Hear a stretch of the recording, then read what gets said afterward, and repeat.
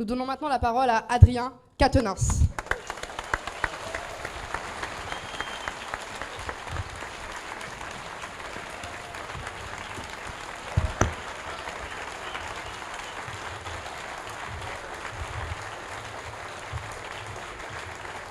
Merci Charlène, merci Élodie.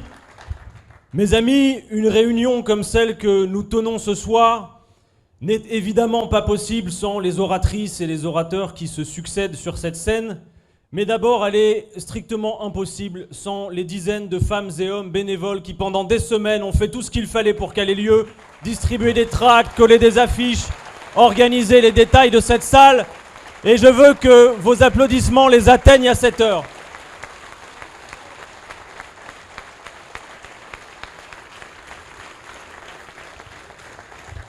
J'espère que, comme moi et comme les camarades qui m'ont précédé, vous saurez apprécier la démonstration de force que nous faisons ce soir et ce qu'elle signifie. Car mes amis, ne soyez pas dupes de cette information. À cette heure, à 5 mois de l'élection présidentielle, aucune formation politique n'est capable de faire sans son candidat un meeting avec les équipes qui l'entourent de cette envergure. Et quand nous disons que Jean-Luc Mélenchon est un candidat qui patiemment a pris le temps d'organiser ses équipes, de bâtir autour de lui cette équipe que nous avons réalisée pendant 5 ans à l'Assemblée nationale et toutes les autres autour, c'est une vérité et elle se vérifie aujourd'hui. Non seulement ces équipes existent, mais surtout ce soir, vous êtes venus nombreux. Et vous êtes venus sans que personne ne vous y contraigne, sans que personne ne vous paye le déplacement pour venir et remplir la salle de manière factice, sans que personne ne vous promette quelque rétribution que ce soit pour donner l'impression d'une salle pleine. Vous êtes venus, parfois bien sûr par curiosité, souvent d'abord par conviction, et convaincus de la nécessité d'aboutir et de gagner cette élection présidentielle dans 5 mois. Alors mes amis, je sais que nous ferons des déçus ce soir. Il n'est pas possible, en un meeting qui dure déjà depuis quelque temps, d'aborder tous les sujets que recouvre un programme comme le nôtre. Ce programme, l'Avenir en commun, dans sa nouvelle mouture, sera le 18 novembre prochain, la semaine prochaine en librairie, et nous serons nombreux pour aller partout le porter, le vendre, car c'est l'essentiel pour nous dans une campagne politique. Ce document, un programme, n'est pas une formalité administrative. C'est le cœur de notre campagne. Nous voulons bâtir une majorité d'adhésion sur ce programme. Cet objet, mes amis, recouvre quelques 600 propositions. Vous comprendrez donc pourquoi je dis qu'il n'est pas possible de toutes les parcourir dans une soirée comme celle-là. Mais je prends avec vous un pari. C'est que dans toutes les offres concurrentes dans l'espace que l'on appelle communément la gauche, toutes les trouvailles, toutes les propositions à venir, peut-être bien sûr formulées autrement, vous les trouverez déjà dans ce programme. Et c'est ce qu'ils font depuis des semaines, quand par exemple ils ont découvert qu'une candidate proposait le droit de vote à 16 ans. Quelle nouveauté! Des papiers multiples pour signaler que Madame Hidalgo proposait le droit de vote à 16 ans. C'est dans le programme de Jean-Luc Mélenchon depuis la dernière fois. Tout ce qu'il y a lieu de faire dans ce pays se trouve dans ce document. Alors, souvent, ils reprendront nos idées, mais parfois, vous l'avez vu, ils tentent très malhabilement de se distinguer. Mélenchon propose déjà ça, il propose déjà ça, il faut faire autre chose. Et pourquoi pas reprendre les idées de l'extrême droite, tiens donc, comme le dernier que vous avez vu, se prendre les pieds dans le tapis ou faire un choix qui n'est pas acceptable. Nous assumons de dire que ce programme est un programme solide avec lequel nous n'avons pas l'intention de varier.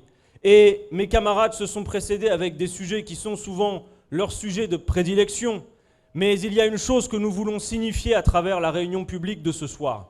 C'est que d'aucune façon, quel que soit le paysage politique et les tambourineurs cathodiques qui veulent imposer leur thème, nous n'avons, et je sais que vous n'avez, pas l'intention de nous faire voler les débats de cette élection présidentielle. Oui, nous allons porter les questions qui nous paraissent centrales, les questions qui ont été posées ce soir, et notamment l'une que nous avons ces dernières semaines su parfois à coups de pied dans les portes portée parce qu'elle est ô combien essentielle, bien sûr, la question sociale. Alors hier, vous avez été convoqué devant votre téléviseur après une semaine de battage médiatique pour vous faire peur sur la réalité d'une situation, la situation sanitaire, et M. Macron, ce grand monarque, allait vous faire des annonces. Alors bien sûr, en personne intéressée pour savoir où on en est de la situation sanitaire, vous avez regardé, comme moi peut-être, ce discours.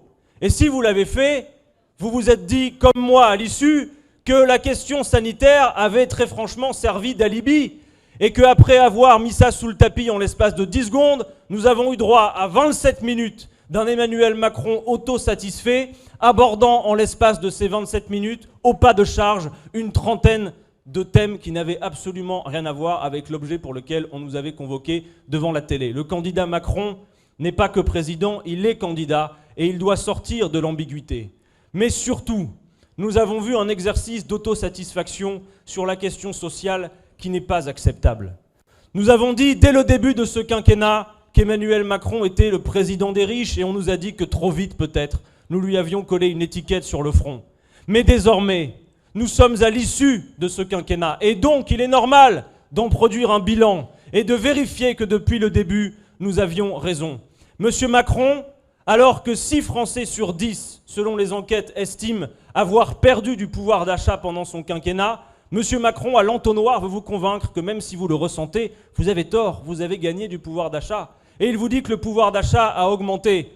Oui, le pouvoir d'achat a beaucoup augmenté. Mais pour les plus riches de ce pays, Mathilde l'a dit, les 500 familles qui, en l'espace d'un quinquennat, ont doublé leur patrimoine sous l'effet des politiques d'Emmanuel Macron, quand dans le même temps nous passions de 8 à 10 millions de pauvres. La France d'Emmanuel Macron, c'est de plus en plus, chaque jour qui passe, un océan de pauvreté, avec des situations de quart-monde que nous voyons chaque jour dans nos quartiers, dont ils ne sont pas au courant. Et cet océan de pauvreté est jonché de quelques îlots d'une richesse toujours plus concentrée. Nous l'avons vu, les 50 milliards de cadeaux fiscaux en tout genre faits par Emmanuel Macron ont d'abord bénéficié aux plus riches. Comme par exemple, pour ne citer que celui-là, la suppression de l'impôt de solidarité sur la fortune, dont on nous promettait que ça aurait des effets sur l'économie et l'emploi. Monsieur Macron lui-même disant, si ça n'a pas d'effet sur l'économie et l'emploi, nous le rétablirons. Eh bien ce soir, depuis cette salle, nous disons, maintenant nous savons, parce qu'un organisme sérieux, qui n'est pas un soumis pour un sou, France Stratégie, a dit que la suppression de l'ISF n'avait eu aucun autre effet sur l'investissement et l'emploi que d'accroître le patrimoine des plus riches. Ce soir encore, pour ne citer que cet exemple, nous lui disons, séance tenante, rétablissez-le.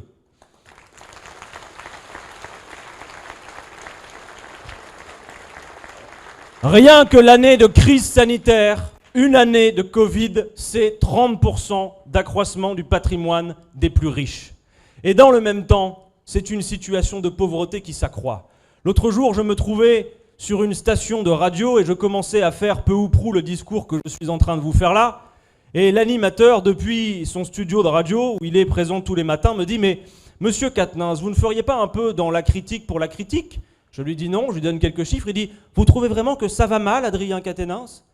Je lui dis « Mais monsieur, si vous considérez qu'un pays dans lequel 8 millions de personnes ont besoin de l'aide alimentaire, un pays dans lequel un Français sur 3 a du mal à payer son loyer, où 1 sur 5 déclare devoir sauter des repas pour boucler les fins de mois, où on apprend encore hier dans une étude que pour les familles les plus modestes, dès le 10 du mois, il ne reste que 55 € sur les comptes bancaires. Si vous croyez que ça, c'est un pays où ça va bien, eh bien pas nous. Et ça, nous avons l'intention de le changer.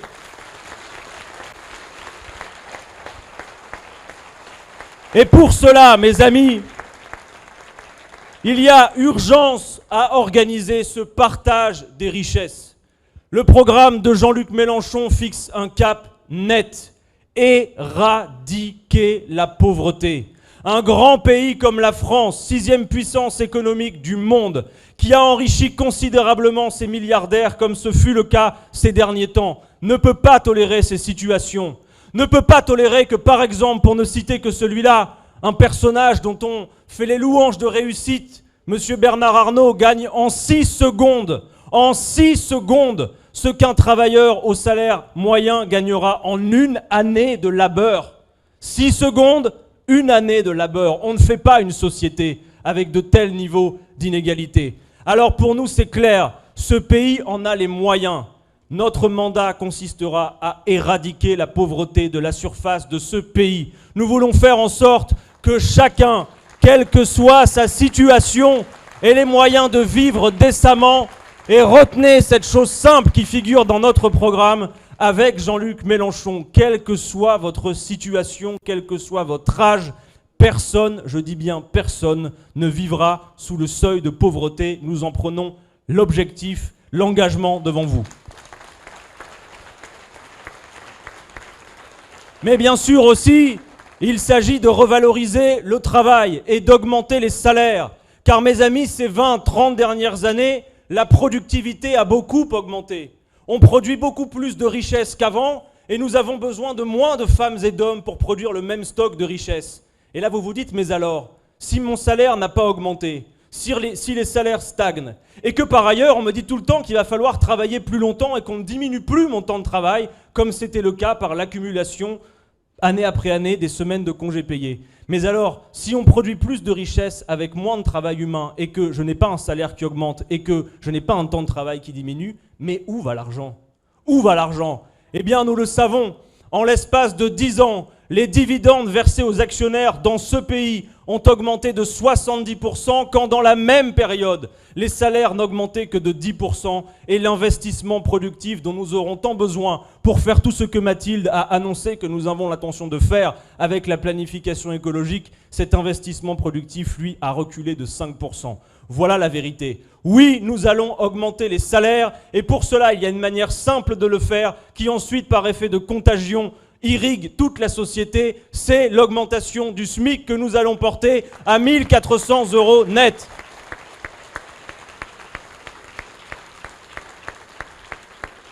De la même manière, pour ces femmes et ces hommes qui ont travaillé toute leur vie, nous voulons faire en sorte qu'il n'y ait plus ces petites retraites indécentes.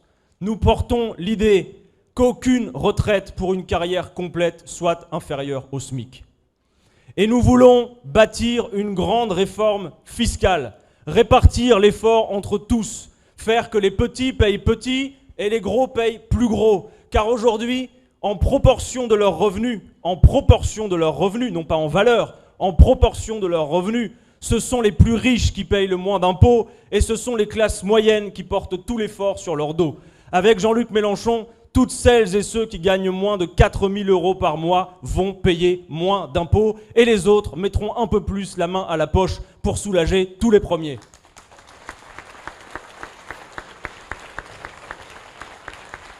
Alors hier, Emmanuel Macron nous a aussi fait son couplet habituel sur l'emploi. Le chômage baisse, nous dit-il, et c'est d'ailleurs parce que le chômage baisse qu'il justifie sa réforme ignoble de l'assurance chômage.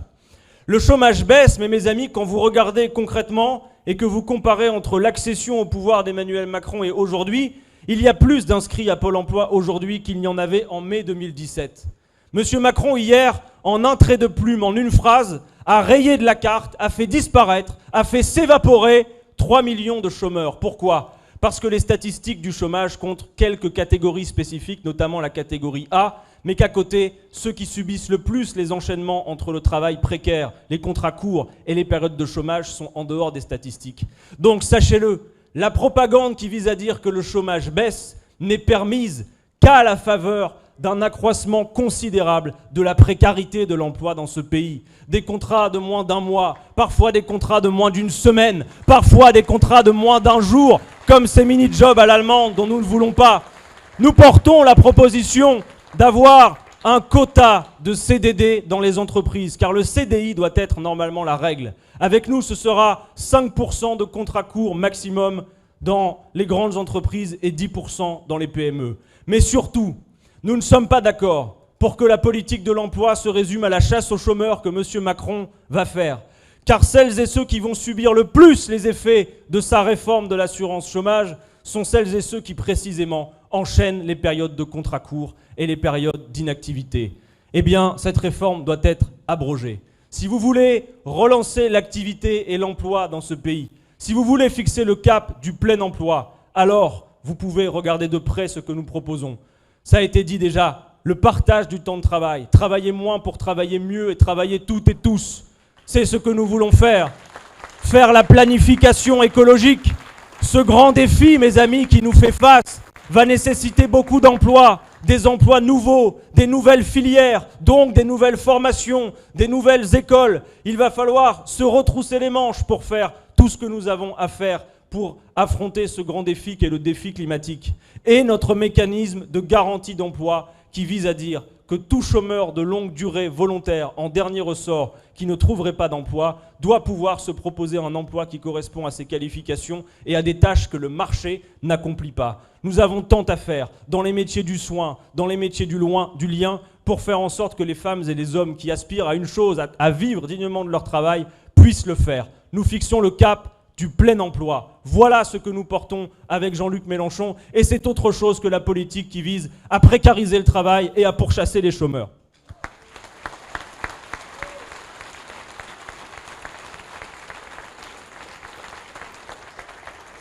Enfin, mes amis, hier encore, M. Macron nous a montré toute la duplicité dont il faisait preuve.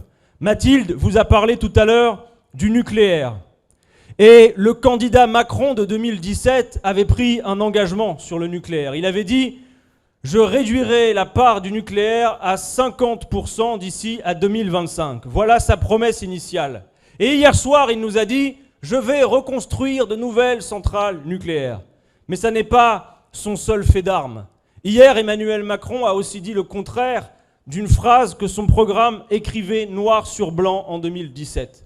Si vous prenez le programme d'Emmanuel Macron de 2017, il est écrit noir sur blanc « Nous ne toucherons pas à l'âge légal de départ à la retraite ». Et hier, M. Macron vous a dit quoi ? Si vous voulez en remanger pour 5 ans dès 2022 avec moi, vous aurez le report de l'âge légal de départ à la retraite. Nous voilà toutes et tous prévenus. Eh bien, je vous invite, quand on vous sort cette phrase qui tombe sous le sens et la logique, à arrêter de regarder vos chaussures, si d'aventure vous le faisiez encore, à baisser les yeux devant ceux qui, avec leur langue qui fait le bruit d'un fouet, vous disent que puisqu'on vit plus longtemps, il faudrait travailler plus longtemps, à résister à cette affirmation. En disant que d'abord, si l'on vit plus longtemps, c'est notamment, pas que, mais notamment parce que le temps de travail a diminué. Et à mesure que le temps de travail a diminué dans la vie, dans la semaine, dans la journée, l'espérance de vie a progressé. Ensuite, à dire qu'il y a des écarts d'espérance de vie inconsidérés. Il y a 5 années d'écart d'espérance de vie dans ce pays entre un cadre et un ouvrier. 13 années d'écart d'espérance de vie entre les 5% les plus pauvres et les 5% les plus riches. Nous devons soulager la vie des gens. Non, il n'est pas vrai qu'il faille nécessairement travailler plus longtemps, puisque je vous l'ai dit tout à l'heure, on produit plus de richesses avec moins de besoins humains. Simplement, celles et ceux qui vous disent qu'il est inéluctable de devoir travailler plus longtemps cachent en fait la réalité, leur refus de partager. Parce que si nous partageons les richesses produites, nous pouvons sans aucune difficulté financer la retraite à 60 ans. Et dans le paysage politique à gauche, nous ne sommes pas nombreux à la porter. Jean-Luc Mélenchon porte la retraite à 60 ans. Et je n'aurai pas le temps de vous détailler ça, mais retenez simplement que pour financer la retraite à 60 ans, il nous faut rien de plus que 2 petits points de notre richesse nationale consacrés aux retraites. Ça n'est pas un effort considérable, d'autant plus quand on voit tout ce que le capital se met dans la poche.